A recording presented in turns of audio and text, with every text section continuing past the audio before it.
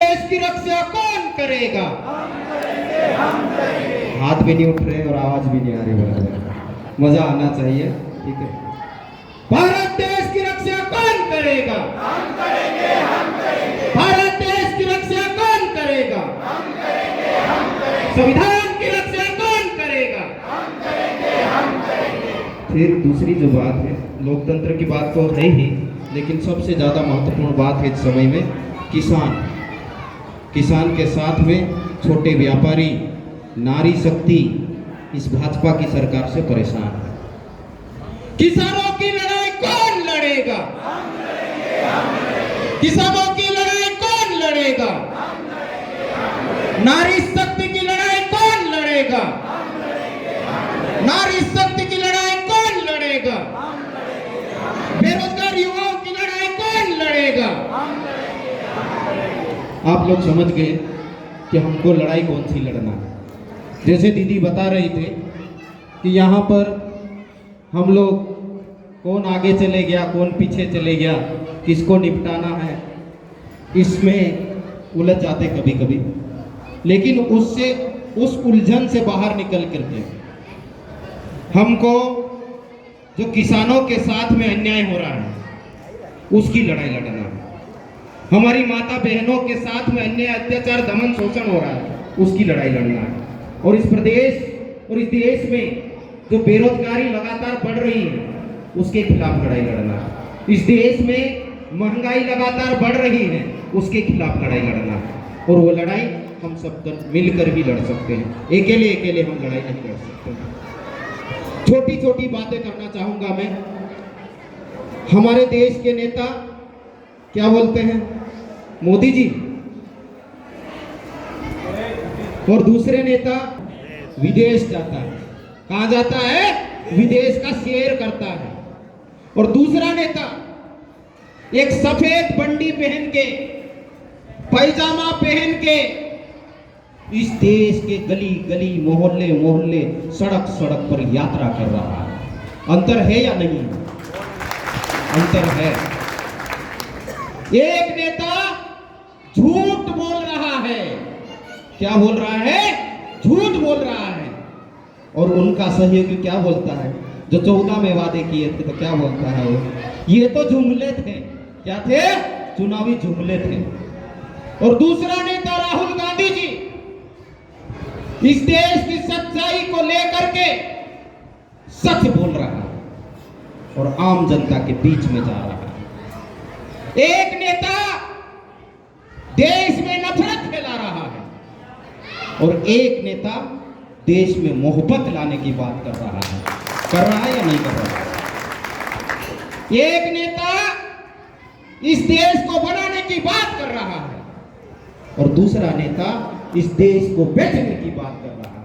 फैसला हमको करना है कि हम किसके साथ में जाए। तो साथियों, ये जो चुनाव हो रहा है, ये चुनाव सिर्फ हार जीत का चुनाव नहीं है। हमारे जो नन्हे मुन्ने बच्चे खेल रहे हैं ना, आवाज कर रहे हैं, किलकारियां मार रहे हैं ना, दीदी थोड़ी सी नाराज हो रही थी, उनके भविष्य का चुनाव है। उनके भविष्य को बचाने का चुनाव है ये। यदि 24 में फिर से भाजपा का राज आ गया तो हम लोगों ने एक पॉम्पलेट छपवाया है। हमारी बात नहीं है वो बात है आनंद हेगड़े जी की कि हम 400 पार क्यों करना चाहते हैं। भाई, गरीबों का भला करने के लिए होना चाहिए, किसानों का भला करने के लिए होना चाहिए, बेरोजगारों को रोजगार देने के लिए होना चाहिए, नारी शक्ति को न्याय देने के लिए होना चाहिए कि जनता ज्यादा से ज्यादा मत रुपये आशीर्वाद दे और देश में पूर्ण बहुमत से सरकार बनाए और देश के हित में, जनता के हित में अच्छे कानून बनाए। लेकिन इनकी मंशा ऐसी नहीं है। ये दैनिक भास्कर के पृष्ठ में 11 मार्च को छपा है आनंद हेगड़े का बयान। क्या छपा है?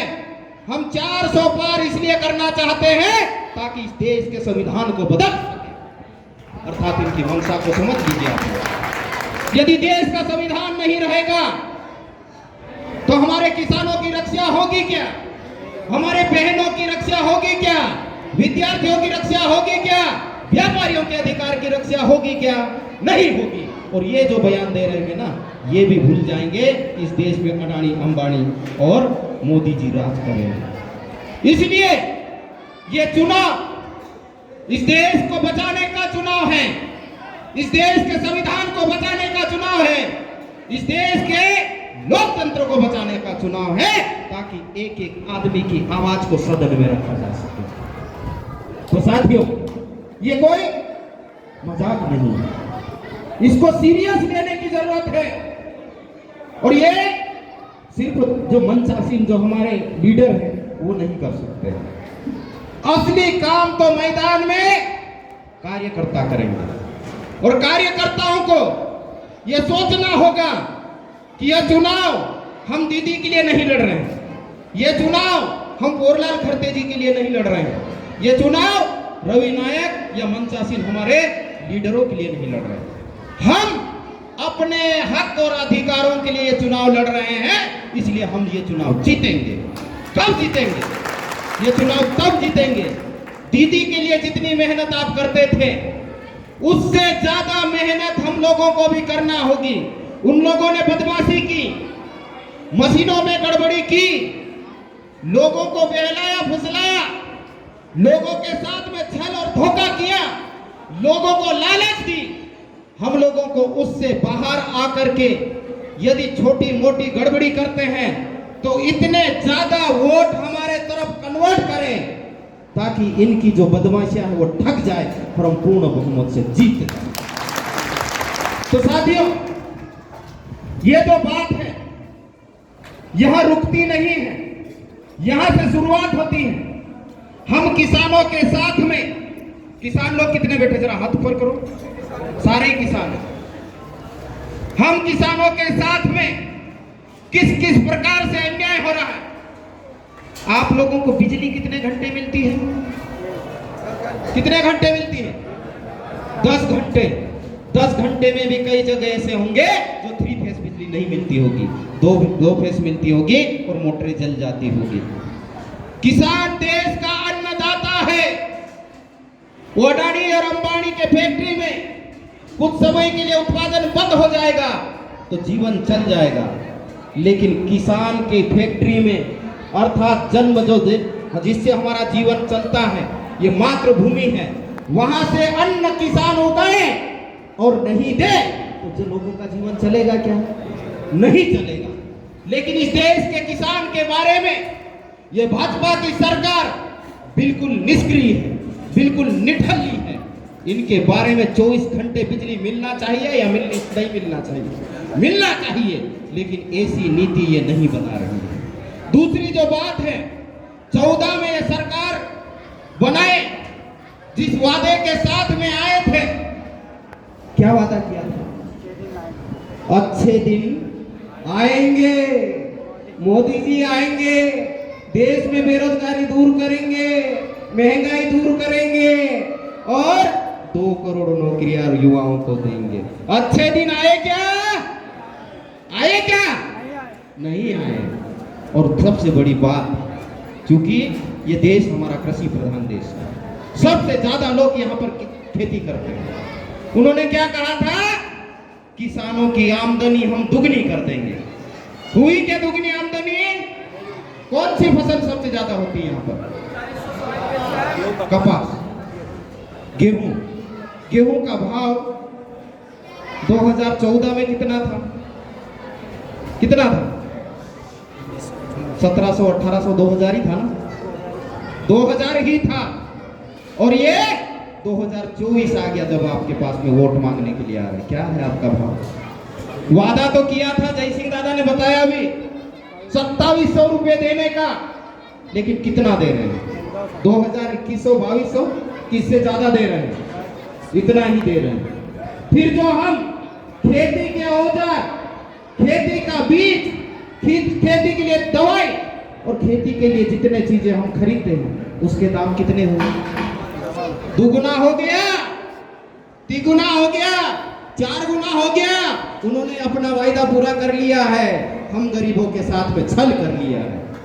तो अब इनसे बदला लेने का वक्त आ गया है। जब गजेंद्र पटेल जी आपके इलाके में आए तो उनको प्यार मोहब्बत से चाय पानी पिलाइए, जो निमाड़ की संस्कृति है। उनसे प्रेम और मोहब्बत से पूछिए कि आपके नेता ने वादा किया था हम लोगों से, आपने कितनी बार सदन में हम किसानों की बात की। हम किसान जब लड़ रहे थे पंजाब और दिल्ली की बॉर्डर पे, हरियाणा की बॉर्डर पे किसान लड़ रहे थे, तो किसान को क्या दिया आपने बदले में? गोली दी कि नहीं दी? सैकड़ों किसानों की प्राण ले ली आपने। आप मजाक कर रहे हो देश के किसान के साथ में। आपने जो व्यापारी वर्ग ज्यादातर यहाँ पर बैठे हुए हैं, आपने कहा व्यापार को हम सुगम कर देंगे, व्यापार में कोई कठिनाई नहीं आएगी। मैं सेल टैक्स अधिकारी था, बोलते थे कि सेल टैक्स वाले तुम्हारे द्वार पे नहीं आएंगे। उन्होंने वादा तो पूरा किया, नहीं आएंगे, पावरलेस किया। लेकिन क्या किया? पीछे से कान पकड़ा एकदम कस के, आवाज भी नहीं कर पा रहा है व्यापारी। कर पा रहा है क्या? नहीं कर पा रहा है। जीएसटी लेके आए, माननीय राहुल जी की भाषा में गब्बर टैक्स लेके आए। आप लोग परेशान हो या खुश है इससे मुझे बताओ। आपके खर्चे बढ़े हैं या कम हुए हैं? आपके अकाउंटिंग की जो प्रक्रिया है वो जटिल हुई है, सरल हुई है? देश में सबसे ज्यादा माल खुले हुए हैं या जो छोटे व्यापारी उनकी संख्या बढ़ रही है? तो व्यापारी भी परेशान है, किसान भी परेशान है, हमारी नारी शक्ति भी परेशान है, युवा भी परेशान है। तो अब हम लोगों को इनको जवाब देने का वक्त आ गया है। लोकतंत्र में एक पवित्र त्योहार होता है चुनाव, और 5 साल में हमको अवसर मिलता है, तो हम बार बार चिंतन मंथन करें, बार बार सोचें, हमारे कार्यकर्ताओं को समझाएं। जैसे कि दीदी ने बोला कि यहाँ हमारे सारे नेता हैं, सारे कार्यकर्ता हैं, इनको ज्ञान बांटने की जरूरत नहीं है। लेकिन ज्ञान किनको बांटना है? ज्ञान उन भाजपा के मूर्ख कार्यकर्ताओं को बांटने की जरूरत है कि हम तो परेशान हैं, तुम लोग भी परेशान हैं, इसलिए हमारे साथ में जुड़ जाइए। भुगनी ताकत के साथ में हम सरकार बनाना चाहते हैं, और सरकार हम राहुल गांधी जी को ऊंचा उठाने के लिए नहीं बनाना चाहते हैं। हम देश के गरीबों को ऊंचा उठाने के लिए सरकार बनाना चाहते हैं, विद्यार्थी के साथ में न्याय करने के लिए सरकार बनाना चाहते हैं, महिलाओं के साथ में न्याय करने के लिए सरकार बनाना चाहते हैं, मजदूरों के साथ में न्याय करने के लिए सरकार बनाना चाहते हैं, और देश के जो अन्नदाता किसान है उसके साथ में न्याय करने के लिए सरकार बनाना चाहते हैं, और देश के जो छोटे व्यापारी है उनके साथ में न्याय करने के लिए हम सरकार बनाना चाहते हैं। तो यह अंतर भाजपा और कांग्रेस की नीति और नीति में है। हम देश को आजाद करवाते हैं, देश की आजादी में हम लोग कुर्बानियां देते हैं। जैसे कि दीदी ने हमको जानकारी दी कि परम श्रद्धेय, परम आदरणीय स्वर्गीय श्री सीताराम जी साधो स्वतंत्रता संग्राम सेनानी रहे, और इस देश में जो पहला चुनाव होता है तो लोकतंत्र का प्रतिनिधित्व भी करते हैं। तो हम तो आजादी की लड़ाई लड़ते हैं, देश को आजाद करवाते हैं, और ये देश को बेचने का काम कर रहे हैं। जितनी सरकारी कंपनियां हैं आप बता दीजिए, गेल हो, सेल हो, भेल हो, एयरपोर्ट हो, किन किन को नहीं बेचा आप लोगों ने? फिर भी कहते हैं कि कांग्रेस ने क्या किया? अरे कांग्रेस ने तो देश को बनाया है। आप हिसाब दीजिए आपने क्या किया है? आपने तो बेचने का काम किया, आपके पास में कुछ भी नहीं है। और तो और हमारा देश विकासशील देशों की श्रेणी में था, लेकिन अभी एक सर्वे रिपोर्ट आई है कि हम विकासशील देशों की श्रेणी से भी बाहर हो गए, हम बांग्लादेश और पाकिस्तान की श्रेणी में आ गए। कौन सी बात कर रहे हैं आप लोग? तो साथियों, हम अपने यहाँ पर जैसे कि दीदी ने काम किया, हर 2 किलोमीटर 3 किलोमीटर पर पीएससी सेंटर है। यहाँ पर शिक्षा का स्तर भी अच्छा है, इसलिए आप लोगों के चेहरे थोड़े से खिले हुए हैं। लेकिन पूरी लोकसभा क्षेत्र में घूम जाइए आप, जो हमारे लोग हैं और जो आदिवासी बेल्ट है, वहाँ जो चेहरे हैं ना पिचके हुए, चेहरे पे रौनक नहीं है। तो हम लोगों को उन लोगों की रौनक लौटाने के लिए परम आदरणीय दीदी जी के नेतृत्व में, हमारे क्षेत्र के बड़े लीडरों के नेतृत्व में हमको आप लोगों की शक्ति की जरूरत है, आप लोगों के मार्गदर्शन की जरूरत है, आप लोगों के सहयोग की जरूरत है। महेश्वर विधानसभा तो आप जिता के दीजिए, लेकिन साथ ही साथ आपके नातेदार, रिश्तेदार, मित्र लोग 7 विधानसभा में होंगे, उन पे फोन पे बात कीजिए, उनके यहाँ पे मेहमान जाइए और उनको कहिए कि आप हम किन्हीं गलती से महेश्वर विधानसभा हार गए थे, महेश्वर विधानसभा हम 50,000 वोटों से जीता के दे रहे हैं, आप 7 विधानसभा भी जीतिए ताकि ऐतिहासिक मतों से हम दीदी के नेतृत्व में चुनाव जीते। और ये चुनाव कोरलाल खरते नहीं जीते, ये चुनाव आम कार्यकर्ता लड़े भी और आम कार्यकर्ता जीते भी और आम कार्यकर्ता सांसद बने। इसलिए कह रहा हूं मैं, ताकि आपकी आवाज बन करके दीदी के मार्गदर्शन में, हमारे बड़े नेताओं के मार्गदर्शन में मैं दिल्ली की महापंचायत में जाके आपकी बात को सदन में रख सकूं। तो मैं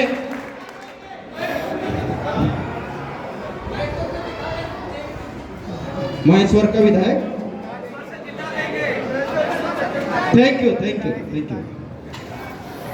तो मैं ज्यादा लंबी बात न करते हुए, क्योंकि आपके चेहरे ही आश्वासन दे रहे हैं, कुदरत या प्रकृति कुछ कुछ चीजें सिखाती है, चेहरे देख के समझ में आ जाता कि व्यक्ति क्या चाहता है। तो आपके चेहरे देख के हमको समझ में आ रहा है कि विधानसभा का बदला हम लोकसभा में लेना चाहते हैं।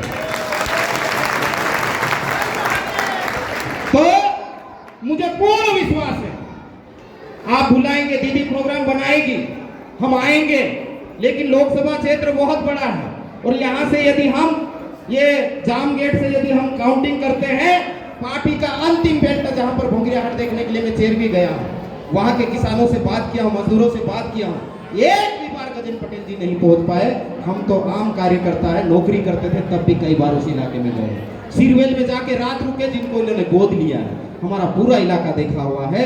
तो यहाँ से लेकर वहां तक लगभग 250 किलोमीटर की दूरी है। इस छोर से वहां तक हम जाते हैं महादेव सिरवेल, वहां से हम चलते हैं खेतिया पांचमल, वहां से नीचे उतरते हैं तो जो हमारा तोरण माल है उसके नीचे से उतर करके नर्मदा का जो डैम है सरदार सरोवर, वहां का जो वाटर बेक आया हो, वहां तक का हमारा विधानसभा क्षेत्र है। इधर गुजरी के इधर से लोकसभा क्षेत्र है। तो बहुत लंबी दूरी तय करना है और साथ में दीदी को भी साथ में रखना है। मेरा आधा टेंशन इसलिए दूर हो गया, मैं बहुत चिंतित था दादा कि मैं कैसे घूमूंगा, मेरे लोग पहचान के नहीं है, लोगों को कैसे विश्वास दिलाऊंगा। लेकिन जब मुझे पता चला कि परम आदरणीय दीदी को लोकसभा का प्रभारी बना दिया तो मैं खुश हो गया कि दीदी पूरे इलाके में घूमेगी और लोगों से मुझे परिचय करवाएगी। और मेरी गारंटी, मोदी की गारंटी की बात नहीं कर रहे हैं, कोरलाल खरते की गारंटी दीदी लेगी और ये लोकसभा चुनाव हम जीतेंगे। और जो 5 न्याय की जो बात कर रहे हैं हम बड़ी, वो आप लोगों के पास में पहुंच जाएगी। नारी के न्याय की बात है, जिसमें ये लोग जो हमको ठगे हैं ना, झूठे वादे करके कि हम लाडली बहना योजना लेके आ रहे हैं, माता बहनों के खाते में 1250 रुपए डालेंगे, जैसे ही सरकार बनेगी उनके खाते में ये मामा 3000 रुपए देंगे, ऐसा बोला था ना। कौन मामा? शिवराम मामा, शिवराज मामा। लेकिन शिवराज मामा को तो इन्होंने आगे करके उनकी छुट्टी कर दी और कौन आ गया? डॉक्टर मोहन यादव आ गया, जिनको बात करने की भी जनता से फुर्सत नहीं है। तो यदि कांग्रेस की सरकार बनेगी तो ये क्या करेगी? कांग्रेस की सरकार बनेगी तो नारी न्याय योजना लेके आ रही है और प्रति साल गरीब महिला को 1 साल में 1 लाख रुपए देने की गारंटी की बात कर रहे हैं। किसानों के लिए किसान न्याय लेके आ रहे हैं हम, माननीय राहुल जी के नेतृत्व में, खड़गे जी के नेतृत्व में, जीतू भैया के नेतृत्व में, उमंग सिंगार के नेतृत्व में, दीदी जी के नेतृत्व में, कि किसानों की कर्ज माफी की योजना है उसके लिए हम आयोग की स्थापना करेंगे ताकि हर किसान को लाभ मिल सके। और स्वामी नाथन आयोग की रिपोर्ट के आधार पर इन्होंने वादा किया था कि मिनिमम सपोर्ट प्राइस लेके आएंगे, न्यूनतम समर्थन मूल्य लेकर आएंगे, वादे कर रहे हैं लेकिन नहीं दे रहे हैं। तो कांग्रेस की सरकार आएगी तो न्यूनतम समर्थन मूल्य देने की गारंटी की बात कर रही है। दूसरी जो बात है कि युवा, जो ज्यादातर युवा बेरोजगार हैं, डिग्रियां ले लिया, डिप्लोमा ले लिया, एमए किया, बीए किया, बीकॉम किया, एमकॉम किया, सीए किया, इंजीनियर बने, डॉक्टर बने, वकील बने, लेकिन सारे के सारे बेरोजगार बने हुए हैं, नौकरी नहीं मिल रही है। और नौकरी नहीं मिलने के साथ में क्या हो रहा है? युवाओं के साथ में छोकरियां भी नहीं मिल रही है, नहीं मिल रही है। ईमानदारी की बात कर रहा हूं, क्योंकि क्या करते हैं आप? पूछते हैं मैं किसान का बेटा हूँ, किसान हूँ, मैं व्यापारी का बेटा हूँ, व्यापार करूँगा। तो वो घर वाले बोलते कि बोले नौकरी, बोले चपरासी तो चपरासी, लेकिन सरकारी नौकरी हो तो बहुत अच्छा, क्योंकि हर महीने पैसे मिलने की गारंटी। लेकिन ये भाजपा की सरकार हमको नौकरियां नहीं दे रही है। और जब नौकरियां मांगने के लिए मैं भी गया हूँ युवाओं के साथ में, नौकरियां मांगने के लिए भोपाल में इकट्ठे होते हैं, तो ये भाजपा की सरकार पुलिस को आगे करती है और लाठियां बरसाती है। जैसे किसानों को गोलियां देती है, वैसे बेरोजगार युवाओं को लाठियां मारती है। तो जब कांग्रेस की सरकार बनेगी तो प्रति वर्ष 30 लाख सरकारी नौकरी की तत्काल भर्ती करने की गारंटी राहुल की सरकार देगी। ऐसी 5 न्याय कांग्रेस सरकार लेकर आ रही है। डिटेल में बहुत सारी बातें हैं, आप लोगों के पास में लिटरेचर पहुंच जाएगा। लेकिन मैं आप लोगों से वादा चाहता हूं कि यदि 40 दिन जो बचे, बहुत सारे लोग बोलते हैं काय करना नहीं राजनीति से, इना चक्कर में नहीं पड़ना, काय कह इना चक्कर में नहीं पड़ना। अपन तो खेती करो आराम से, अपन तो व्यापार करो आराम से, अपन तो पढ़ाई करो आराम से, लेकिन यही राजनीति आपके जीवन को प्रभावित करती है। हम किसान को जाके मदद नहीं कर सकते, उनके खेत में जाके काम नहीं कर सकते, हम नौकरी नहीं दे सकते। अकेले आदमी कितनी भी बड़ी फैक्ट्री लगा ले, लेकिन इलाके में सबको नौकरी नहीं दे सकते हैं। हम नारी के साथ में न्याय नहीं कर सकते। लेकिन यदि आपके इलाके से विधायक बनाते हो, आपके इलाके से सांसद बनाते हो, और जब ये कानून बन जाता है वहां पर पार्लियामेंट में या विधानसभा में, तो लाखों करोड़ों लोगों का फायदा होता है। तो 40 दिन आप कांग्रेस पार्टी के लिए और गरीबों की सरकार बनाने के लिए, किसानों की सरकार बनाने के लिए, मजदूरों की सरकार बनाने के लिए, व्यापारियों की सरकार बनाने के लिए 40 दिन ईमानदारी से मेहनत कीजिए, डोर टू डोर पहुंचिए, पर्सन टू पर्सन पहुंचिए और लोगों को समझाइए कि जितनी ये बदमाशी भाजपा के लोग कर रहे हैं, कांग्रेस के लोग प्रेम और मोहब्बत की बात करने के लिए, न्याय करने के लिए सरकार बनाना चाहते हैं। आपका वोट अब की बार बदल दीजिए और कांग्रेस को दीजिए और बम्पर वोटों से इस देश में सरकार बनाइए। हम आपके साथ भी न्याय करेंगे। तो आप लोग कार्यकर्ता मिल के चुनाव लड़ेंगे, ये चुनाव हम जीतेंगे, इसलिए हमने नारा दिया है मिलकर लड़ेंगे, जीत कर रहेंगे। तो ये आखिरी नारा लगा के मैं मेरी बात को खत्म कर दूंगा। लेकिन सिर्फ बात नहीं करना, हमको काम करना है, फील्ड पे काम करना है। और इस प्रदेश में तो हमारी सरकार नहीं बन पाई, लेकिन इसका बदला हम देश में सरकार बना कर रहे हैं। तो मैं कहूँगा मिलकर लड़ेंगे। आप मुट्ठी बनकर बंद करके जरा जोर से आवाज लगाएंगे, जीत कर लड़ेंगे, मिलकर लड़ेंगे, मिलकर लड़ेंगे। जय जवान, जय जवान, कांग्रेस पार्टी जिंदाबाद। दोबारा बोलना है, कांग्रेस पार्टी जिंदाबाद, कांग्रेस पार्टी जिंदाबाद। शुक्रिया, थैंक यू। हेलो, अब हमारा उम्मीदवार